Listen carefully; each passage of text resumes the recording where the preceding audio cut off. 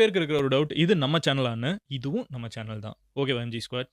இப்போ வீடியோ பாருங்க. தமிழ்நாட்டோட சீஃப் மினிஸ்டர் எம்.கே. ஸ்டாலின் அவர்கள் வந்து தமிழக வெற்றி கழகத்தோட தலைவர் விஜயனுக்கு ஒரு லெட்டர் அனுப்பிச்சிருக்காங்கன்னு சொன்னா உங்களால நம்ப முடியுமா? அவங்க மட்டும் கிடையாது. ஆப்போசிஷன் லீடரா இருக்க Edappadi Palaniswami X chief minister அவங்க ஒரு லெட்டர் அனுப்பிச்சிருக்காங்க. நாம் தமிழர் கட்சி வரைக்கும் சீமான் நகர் அனுப்பிச்சிருக்காங்க. இந்த தொழில்நுட்ப நாடு இருக்கும். அப்புறம் ஜி.கே. வாசன், அப்புறம் கமல்ஹாசன், பிரேமலதா விஜயகாந்த், டிடி தினகரன், வைகோ, வேலுமணி அப்படின்னு சொல்லிட்டு தமிழ்நாட்டுல இருக்க 60 பொலிட்டிக்கல் லீடர்ஸ்க்கு வந்து தமிழ்நாட்டோட சீஃப் மினிஸ்டர் வந்து ஒரு லெட்டர் அனுப்பிச்சிருக்காரு. அந்த லெட்டரோட ஒரே மையம் என்ன பார்த்தீங்கன்னா சண்டே அன்னைக்கு நவம்பர் 2 சண்டே அன்னைக்கு ஒரு மீட்டிங் நடக்கும். எல்லாரும் வந்து தமிழ்நாட்டுல ஒரு பெரிய விஷயம் நடக்க போகுது. இதை பத்தி டிஸ்கஸ் பண்ணி தீரணும் அப்படின்னு சொல்லிட்டு மீட்டிங் இன்னைக்கு என்ன நடக்கும் ஒரு பயங்கர சண்டை நடக்குது. விஷயம் ஒரு பெரிய சம்பவம் நடக்குது. நீங்க யோசிச்சு பாருங்க. நான் சொன்ன எல்லா விஷயம் எல்லாமே வந்து பயங்கர சண்டை போட்டுருக்காங்க. இப்போ 6 months எலெக்ஷன் இருக்கு. இந்த நேரத்துல எல்லா பொலிட்டிக்கல் சண்டை போட்டுருக்காங்க. இந்த நேரத்துல சீமான் வந்து எல்லாரும் வாங்க ஒரே பத்தி பேசணும் அப்படின்னு தமிழ்நாட்டு மக்கள் சண்டை போட்டுருக்காங்க சொல்லிருக்காங்க. இதுல நீங்க நம்ம எல்லாமே டைரக்டா இன்வால்வ் ஆகும். என்ன விஷயம் என்ன பேச போறாங்க? எல்லாமே எல்லாமே எல்லாரும் நீங்க கிரிட்டிக்கல் சொல்றாங்க.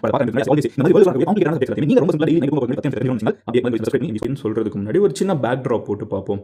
தமிழ்நாட்டில் நவம்பர் 4 இருந்து டிசம்பர் 4 வரைக்கும் ஒரு பெரிய விஷயம் நடக்க போகுது. 20 வருஷம் கழிச்சு இது நடக்க போகுது. யோசிச்சு பாருங்க, 20 இயர்ஸ் கழிச்சு ஒரு பெரிய விஷயம் நடக்க போகுது. இதுல நீங்க நம்ம எல்லாருமே இன்வால்வ் ஆயிருக்கும். என்னன்னு தானே கேக்குறீங்க?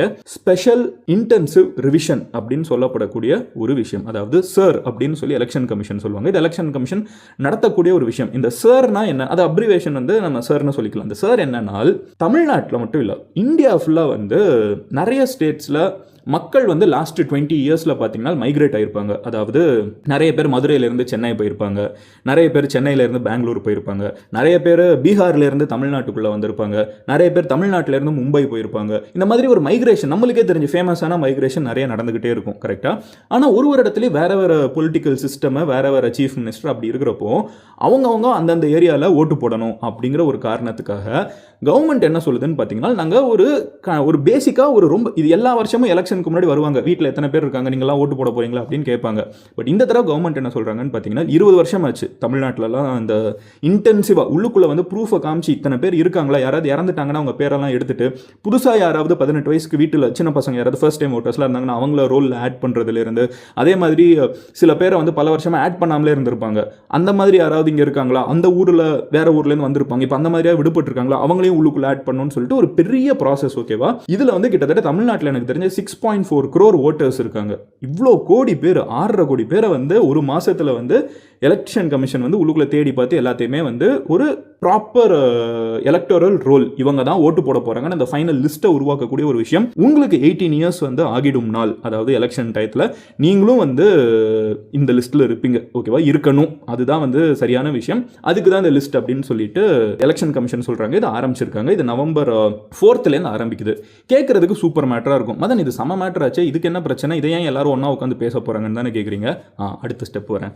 ஸோ இது நடத்த போறாங்க. ஓகேவா? இது நான் சொன்ன மாதிரி டோர் டு டோரா போய் ஒரு இடத்துலையும் நியூ ஓட்டர்ஸ் யாரு, இறந்த ஓட்டர்ஸ் யாரு அப்படின்னு பேசிக்கா லிஸ்டே வந்து சரியா இருக்கிறத உருவாக்குறது தானே. நான் சொன்ன மாதிரி இது நடத்தி கிட்டத்தட்ட 20+ இயர்ஸ் ஆயிடுச்சு.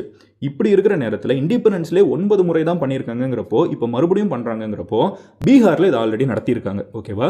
பீகார்ல இது நடத்தின இடத்துல சில பிரச்சனைகள் நடந்திருக்கு அப்படின்னு சொல்லிட்டு அப்போசிஷன் லீடர்ஸ்லாம் ரொம்ப ஸ்ட்ராங்காக கிளைம் பண்றாங்க. இன்க்ளூடிங் டிஎம்கேவா இருக்கட்டும், காங்கிரஸா இருக்கட்டும், இவங்கெல்லாம் வந்து இந்தியா அப்படிங்கிற ஒரு அலையன்ஸ்ல இருக்காங்க. இப்போ பிஜேபி அவங்களுக்கு கீழே இருக்கிறவங்க எல்லாம் வந்து பார்த்தீங்கன்னா என்டிஏ அப்படிங்கிற அலையன்ஸ்ல இருப்பாங்க. இவங்க வந்து இந்தியா அப்படிங்கிற ஒரு அலையன்ஸ்ல இருப்பாங்க. இந்த இந்தியா அலையன்ஸ்ல இருக்கக்கூடிய leaders starting from Congress, DMK, second biggest party DMK தான். ஸோ இந்த மாதிரி இருக்கக்கூடிய எல்லா பார்ட்டிஸும் என்ன நம்புறாங்கனால் பீகார்ல இப்போ எலெக்ஷன் நடக்க போகுது, அங்கேயும் வந்து இந்த சர் நடத்தியிருக்காங்க.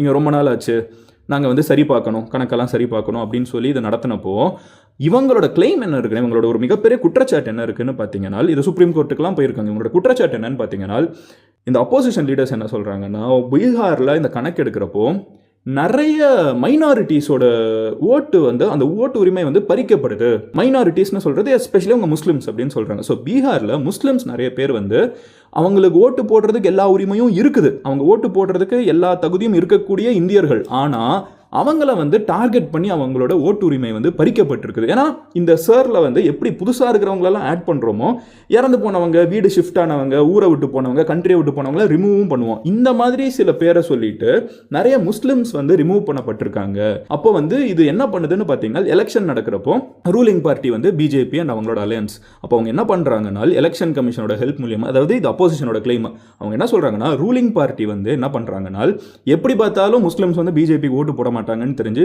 அந்த ஓட்டையே வந்து நிராகரிச்சிடுறது. உங்களுக்கு ஓட்டே இல்லைன்னு சொல்லி மொத்தமாக பிடுங்கிடுறாங்க. இது வந்து ஒரு ரொம்ப தப்பான ஒரு விஷயம். இது வந்து பீகார்ல ஆல்ரெடி நடந்துருச்சு. இப்போ அடுத்து தமிழ்நாட்டுக்கு வராங்க. இப்போ தமிழ்நாட்டில் இது நடக்கிறப்போ மறுபடியும் வந்து புதுசாக நிறைய பேரை சேர்ப்பாங்க. இது வந்து சீமான் அண்ணா வந்து ஒரு இடத்துல பேசுகிறப்போ இதெல்லாம் சொல்லியிருந்தாங்க. இப்போ புதுசாக சேர்க்குறப்போ பக்கத்து ஸ்டேட்டில் இருந்து மைக்ரேட்டடாக வந்திருக்கக்கூடிய நிறைய பேர் வந்து இங்கே தமிழ்நாட்டில் ஓட்டு உரிமை வந்துடும்.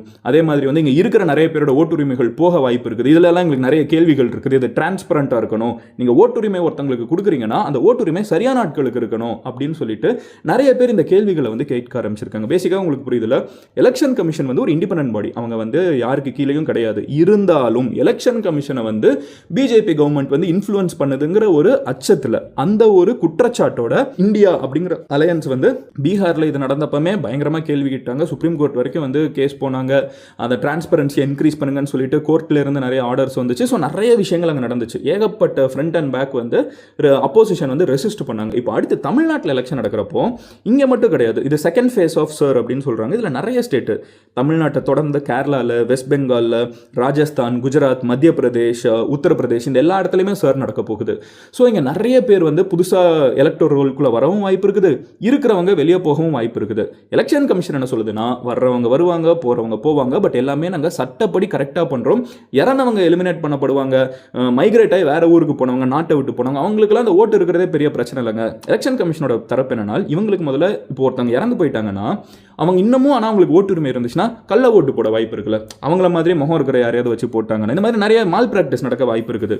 இந்த மாதிரி நடக்கும் காரணத்தினால் இது நடத்துறது அவசியம். யார் வந்து ஓட்டு போடுற உரிமை இருக்காங்களோ அவங்க மட்டும்தான் எலக்டர் ரோல் இருக்கணும். இறந்தவங்க ஓட்டெல்லாம் எதுக்கு இருந்துட்டு, ஏன்னா 5 வருஷத்துக்கு ஒரு தடவை இருக்குது, நிறைய பேர் இறந்து போவாங்க. பல வருஷமாக ஓட்டு போட்டுட்டு இருக்கிற நிறைய பேர் இறந்து போயிட்டு இருப்பாங்க. ஸோ அவங்களெல்லாம் நாங்கள் எலிமினேட் பண்ணுறோம். ஊரை விட்டு நிறைய பேர் போயிருப்பாங்க, நாடுகளை விட்டு போய் எல்லாருமே நாங்கள் எலிமினேட் பண்ணோம். சரியான கணக்கு இருந்துச்சுன்னா தான் சரியான ஓட்டு நடக்குங்கிறது எலெக்ஷன் கமிஷனோட வாதம். அப்போசிஷன் இருந்துக்கிட்டு அதெல்லாம் சரி, ஆனால் நீங்கள் பண்ணுறதுல வந்து கோல்மால் பண்ணுறீங்க, எங்களுக்கு நிறைய கேள்வி இருக்குது. இங்கே பாருங்கள், பீகாரில் வந்து நிறைய முஸ்லீம்ஸோட ஓட்டு வந்து போயிடுச்சு, லட்சக்கணக்கில் அவங்க சில நம்பர்ஸ்லாம் சொல்கிறாங்க. அப்புறம் வந்து அதை பிரேக் பண்ணி பார்த்தீங்கன்னா தௌசண்ட்ஸில் சில கம்ப்ளைண்ட்ஸ்லாம் இருக்குது, ஆயிரக்கணக்கான பேரோட போயிடுச்சுன்னு. ஸோ அந்த மாதிரி அப்போசிஷனோட கம்ப்ளைண்ட் வந்து ரொம்ப ஸ்ட்ராங்காக இருக்குது, எங்களுக்கு டவுட் இருக்குதுன்னு.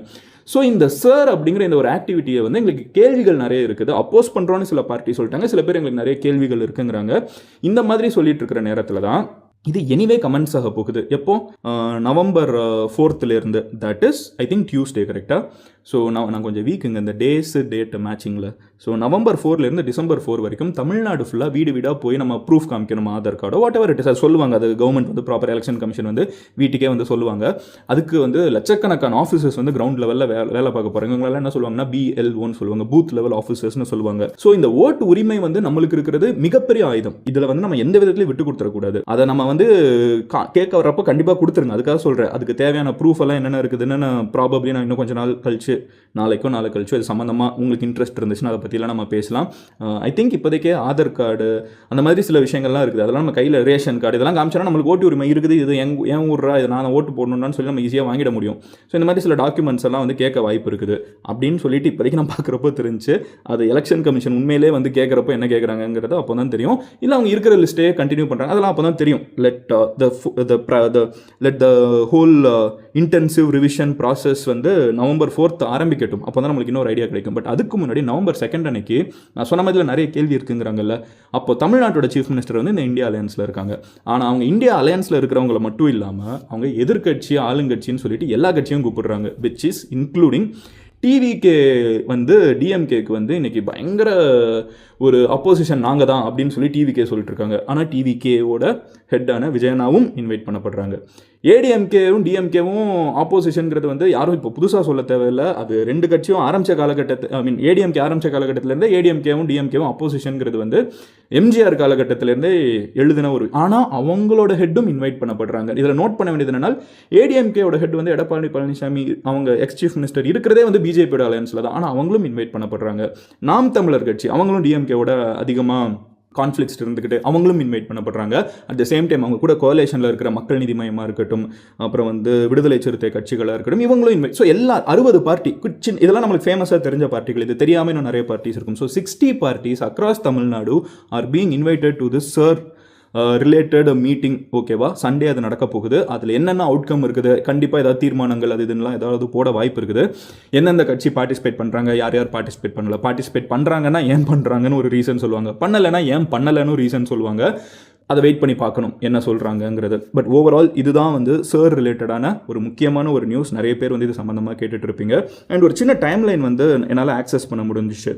ஸோ டிசம்பர் 4 வரைக்கும் வந்து ஹவுஸ் டு ஹவுஸ் எனுமரேஷன் நடக்கும். அதுக்கப்புறம் டிசம்பர் 9th வரைக்கும் வந்து எலக்ட்ரல் ரோல்ஸை வந்து பப்ளிஷ் பண்ணுறாங்க எல்லாரும் பார்க்கறதுக்கு. அதாவது உங்கள் ஏரியாவில் இவங்களை தான்ப்பா ஓட்டர்ஸ்னு நம்ம எல்லாருமே பார்க்க முடியும். டிசம்பர் 9லேருந்து Jan 8 வரைக்கும் இது பார்க்க முடியும். கிளைம்ஸ் அண்ட் அப்ஜெக்ஷன்ஸ், நம்ம வந்து ஓட்டு இருக்கா இல்லையா அப்படிங்கிறத கிளைம் பண்ணுறது அப்ஜெக்ட் பண்ணுறதுலாம் அந்த டயத்தில் நடக்கும். அண்ட் அதுக்கப்புறம் டிசம்பர் 9லேருந்து 31st January வரைக்கும் வந்து வெரிஃபிகேஷன் அண்ட் ஹியரிங்ஸ், நம்ம வந்து கிளைம் நம்ம சொன்னதெல்லாம் சரியா தப்பான்னு பார்த்துட்டு ஃபைனல் எலக்ட்ரல் லிஸ்ட் வந்து February 7 வரைக்கும் இருக்குது. பட் முக்கியமான டைம் என்னன்னு பார்த்தீங்கன்னா டிசம்பர் 9லேருந்து Jan 8 இருக்குல்ல, இந்த டைம் அதான் பொங்கல் வச்சுக்கோங்க. பொங்கலுக்கு முன்னாடி கரெக்டாக டிசம்பர் ஆரம்பிச்சு பொங்கலுக்கு முன்னாடி வரைக்கும் வந்து நம்மளுக்கு ஒரு டைம் இருக்குது. ஸோ வருஷத்தோட கடைசி மாதம் உங்கள் பேர் வந்து உங்கள் ஏரியாவில் இருக்கிற எலக்ட்ரல் ரோலில் இருக்கான்னு நீங்கள் கண்டிப்பாக பார்த்துருங்க.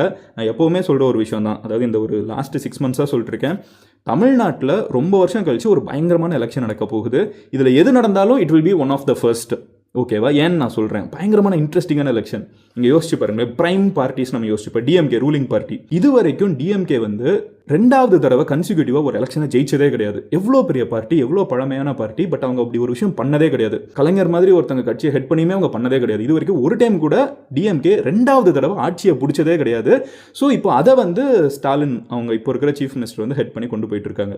ஏடிஎம்கேக்கு பாருங்க, ஏடிஎம்கேல வந்து ஏடிஎம்கேவோட ஹெட்டாக இருந்து எலெக்ஷன் ஜெயிச்சது வந்து எம்ஜிஆர் அவர்கள், ஜெயலலிதா அவர்கள். இப்போ 2 பேருமே இல்லை, புதுசாக இபிஎஸ் இருக்காங்க. Even though he was the chief minister, அவங்க எலெக்ஷனை வந்து ஜெயிச்சது கிடையாது. ஸோ அவங்க வந்து ஃப்ரேல இருக்காங்க, நாங்கள் ஜெயிப்போம்னு சொல்லிட்டு. அதுவும் நடந்தா ஒரு ஃபர்ஸ்ட்டாக இருக்கும். டிஎம்கே ஜெயிச்சாலும் அது ஃபர்ஸ்ட், இபிஎஸ்க்கு கீழே இருக்கிற ஏடிஎம்கே ஜெயிச்சாலும் அது ஃபர்ஸ்ட்.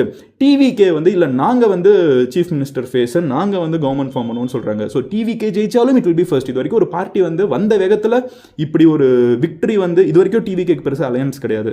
ஸோ அந்த மாதிரி இருக்கிற ஒரு ஸ்டேஜில் டிவிக்கு வந்து அவங்களும் கவர்மெண்ட் ஃபார்ம் பண்ணுவோம்னு சொல்கிறப்ப அது நடந்தாலும் அது நடந்தால் அது டிரெவிடியன் பார்ட்டிஸ் இவ்வளோ நாள் வந்து அதை டிவிக்கும் டிரெவிடியன் ஐடென்டிஃபை பண்ணாலும் அந்த டிஎம்கே ஏடிஎம்கேங்கிற ஒரு 60 years ஸ்ட்ரீக், இந்த ஸ்னாப் சாட்டில் வச்சிருக்கிற ஸ்ட்ரீக் மாதிரி 60 years ஸ்ட்ரீக்கை உடைப்பாங்கல்ல, அதுவுமே ஒரு பயங்கர விஷயமா இருக்கும். அது நடக்குதா இல்லையா நம்ம பார்க்கணும். நாம் தமிழர் கட்சி கண்டினியூஸாக அவங்களோட ஓட் பர்சன்டேஜ் வந்து இன்க்ரீஸ் ஆகிட்டே போயிட்டு இருக்குது. அவங்க வந்து இல்லை நாங்கள் வருவோம், நாங்கள் தான் வந்து இப்போ லீடில் இருக்கோம், அவங்க சைடு ரொம்ப ஸ்ட்ராங்காக பேசிகிட்டு இருக்காங்க. அவங்க ஒரு இம்பாக்ட் என்ன கொடுக்குறாங்க அப்படிங்கிறது இப்போ புதுசாக நிறைய பிளேயர்ஸ் வந்த உடனே அது எப்படி இருக்க போகுது, நாம் தமிழர் கட்சியோட ஓட் பேங்க் வந்து ஸ்டாக்னண்ட்டாக இருக்குமா, இன்க்ரீஸ் ஆகுமா, கம்மியாகுமா, அது ஒரு பெரிய டிபேட்டாக போயிட்டு இருக்குது. அவங்க எந்த அளவுக்கு ரோல் ப்ளே பண்ணுவாங்க, அவங்க வந்து எம்எல்ஏஸ் உருவாக்க முடியுமா, அந்த ஒரு எக்ஸைட்டிங்கான ஒரு எலெக்ஷன்.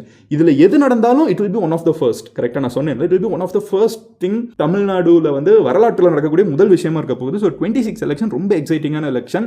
தயவு செஞ்சு மிஸ் பண்ணிடாதீங்க. It is more interesting than any cinema, any cricket, எல்லாத்தையும் தாண்டி 2026 எலெக்ஷன் வந்து தமிழ்நாட்டில் ரொம்ப இன்ட்ரெஸ்டிங்காக நடந்துட்டு இருக்குது. ஸோ தயவு செஞ்சு எஸ்பெஷலி யங்ஸ்டர்ஸ், நிறைய யங்ஸ்டர்ஸ் வந்து நம்ம சேனல் ஃபுல்லாகவே வந்து நிறைய மில்லினியல்ஸ் அண்ட் ஜென்சி இருக்கீங்க. கெட் யுவர் ஓட்ஸ் கையில் வச்சுக்கோங்க. யாருக்கு ஓட்டு போடணுங்கிறது உங்களோட உரிமை. அதை தயவு செஞ்சு விட்டு கொடுத்துறாதீங்க யாருக்காகவும். இது வரைக்கும் இல்லாத அளவுக்கு நிறைய பேர் ஓட்டு போட போக வைக்கணுங்கிறது என்னோட ஒரு மிகப்பெரிய ஆசை. நம்ம இத்தனை பேரை பார்த்து பேசிட்டு இருக்கப்போ 80 லட்சம் பேர், நம்மளே ஒரு சேனல் வந்து நம்ம ரீச் அங்கே எங்கன்னு போய் பார்த்தா நம்ம 1 crore கிட்ட டச் பண்ணலாம். அப்போ இவ்வளோ பேர் நம்ம இருக்கிறப்ப நான் முடிஞ்ச அளவுக்கு நிறைய பேரை இன்ஃப்ளூயன்ஸ் பண்ணி கண்டிப்பாக ஒரு ஓட்டை போட்டு நம்ம ஸ்டோரி போட்டு அதை ஒரு ட்ரெண்ட் ஆக்கி வேர்ல்டே திரும்பி பார்க்குற அளவுக்கு நிறைய பேர் ஓட்டு போட வைக்கணுங்கிறது என்னோட ஒரு ஆசை. ஸோ தயவு செஞ்சு இந்த ப்ராசஸில் உங்களோட பேர் வந்து கரெக்டாக இடம் பெற்றிருக்கா, ஏதாவது ஒரு பேர் நம்மளோட பேர் வந்து ரிமூவ் பண்ணப்பட்டுருச்சுன்னா தயவு செஞ்சு அதை கம்ப்ளைண்டாக ரைஸ் பண்ணுங்கள். இன்றைக்கி எல்லா பார்ட்டியுமே நம்ம பக்கம் நின்று எல்லாரோட ஓட்டும் சரியாக இருக்கணுங்கிறதுல ரொம்ப ஸ்ட்ராங்காக இருக்காங்க. இது ஒரு நல்ல இனிஷியேட்டிவ். ஸோ கவர்மெண்ட் சைட்லேருந்து I hope everything falls in place. ஓகேவா?